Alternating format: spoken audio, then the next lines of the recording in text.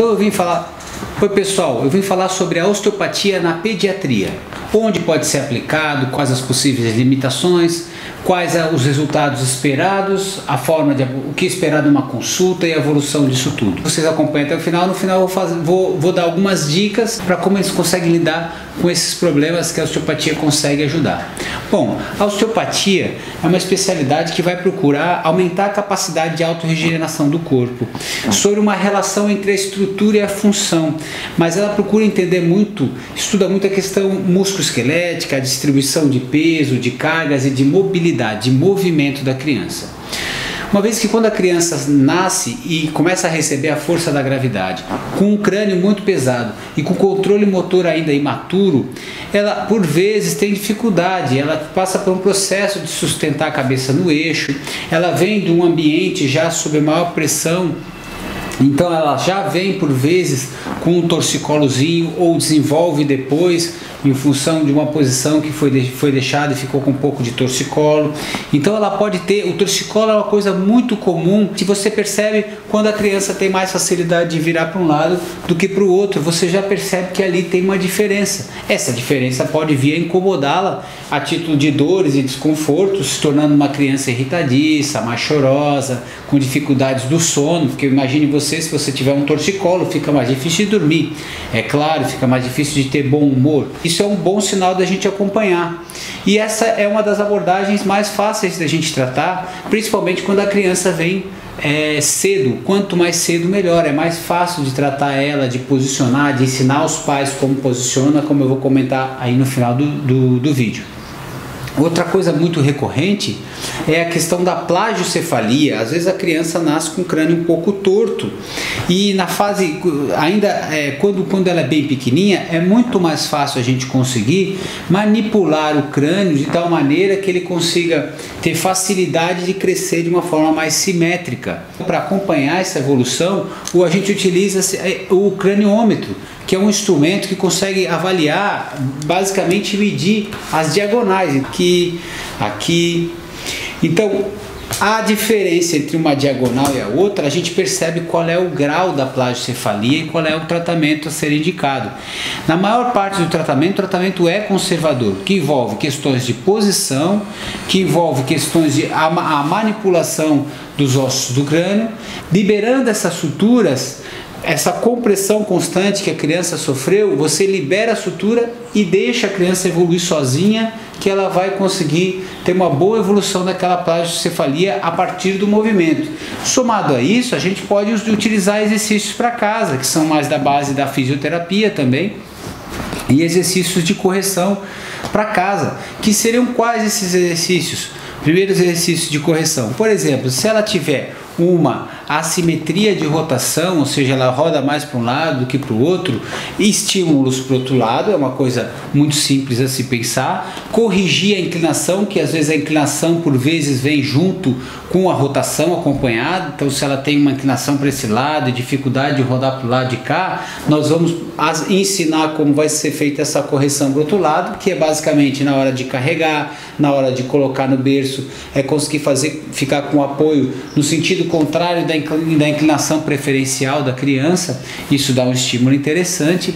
E o outro estímulo interessante seria deitar a criança de barriga para baixo e tentar estimulá-la em diferentes níveis de deitando de barriga para baixo, para que ela vá maturando as suas musculaturas, né? E você pode estimular com rotação e tudo mais, para que ela vá maturando as musculaturas e vai desenvolvendo a sustentação frente à força da gravidade de uma melhor maneira. Você pode fazer isso de maneira gradual, colocando almofadinhas menos ângulos, estabilizando os cotovelos às vezes, estabilizando de alguma maneira e dando estímulos para ela acordar as musculaturas posteriores. Isso é muito interessante. Feito depois de manipular, somado as duas abordagens, tem um resultado ainda melhor para as questões de torcicolo e plagiocefalia.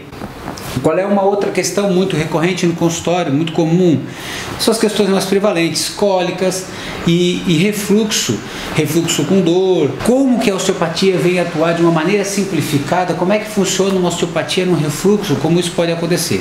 Primeiro que existe toda uma área de osteopatia visceral que vai procurar alongar o diafragma da criança e vai alongar as torácicas, vai procurar ver se tem alguma aderência, alguma questão em relação a isso, mas de uma maneira simplificada nós vamos atuar na pressão intraabdominal da criança. Ou seja, se a criança não está conseguindo sustentar a força da gravidade, está torcida, está com a cabeça anteriorizada, está com uma postura, uma rigidez no gradil costal, uma rigidez na costelinha, uma rigidez muscular, então isso vai fazer com que aumente a pressão intraperitoneal, intraabdominal, e por isso favorece o aumento de pressão, favorece mais o refluxo, uma vez que o esfíncter ainda não está maduro nessa fase inicial do primeiro ano. Então nós vamos tentar procurar mecanismos para estimular a flexibilização da coluna de tal maneira que não fique com aquela pressão excessiva em função de uma articulação que não se mexe muito bem. E aí nós conseguimos favorecer essas clínicas, tá certo? E geralmente a criança responde a todas as clínicas ao mesmo tempo. Isso quer dizer o quê? Se ela está com uma dor de cabeça, se ela está com desconforto, um torcicolo, é uma criança irritadiça, ela tem refluxo, geralmente as coisas melhoram todas ao mesmo tempo. Por quê? A osteopatia entende e trata a criança como um todo. A gente vai avaliar a lombar, vai avaliar a torácica, os quadris, vai avaliar a cervical, o crânio, as vísceras e vai trabalhar tudo aquilo que acredite que esteja mais tenso e mais rígido. Depois passar exercícios para casa. E por isso que quanto mais cedo melhor, porque é mais fácil de abordar a criancinha. As técnicas são muito gentis, é muito tranquilo. A criança não... Quando chora, ela chora porque tem alguém estranho e por isso a gente tem que estar treinado para tentar se aproximar da criança de uma maneira mais familiar possível. O atendimento é muito familiar, o pai e a mãe ficam do lado. Às vezes a gente avalia como é que a criança faz a pega, porque isso também tem a ver com a mecânica, como é que ela faz a pega. Às vezes ela tem mais facilidade justamente porque tem um torcicolo cervical, ela consegue fazer a pega só uma mama, estimula mais uma mama, e a gente acha que o negócio é a diferença de mama, mas é a diferença de estímulo, porque de um lado ela tem um torcicolo, não se sente confortável, do outro ela não tem, se sente mais, então é o preferencial, é mais fácil para ela, então ela acaba estimulando mais um lado do que o outro, isso é muito comum. Tá certo? Então a gente consegue equiparar essas questões. E a outra questão, a questão do refluxo, quando a criança, assim que sai da mamada, procurar não deixá-la, ou seja, com o tronco na frente da cabeça, porque quando ela fica nessa postura, muito provavelmente ela vai fazer força do esternocleido, das musculaturas anteriores, de forma mais evidente do que das musculaturas posteriores. E isso faz com que ela transfira a cabeça para frente, jogue o centro de gravidade para frente, aumente a pressão intraabdominal e favoreça o refluxo. Então, se você deixar ela levemente com a cabeça à frente do tronco, ela vai ter que ficar sustentando a cabeça dessa maneira. E sustentando a cabeça dessa maneira, ativando as musculaturas posteriores, ela estica aqui a coluna, ela consegue fechar melhor o seu esfíncter, então fazer menos refluxo e também diminuir a pressão intraabdominal, fazendo assim menos refluxo. Essa dica também fica e funciona muito bem.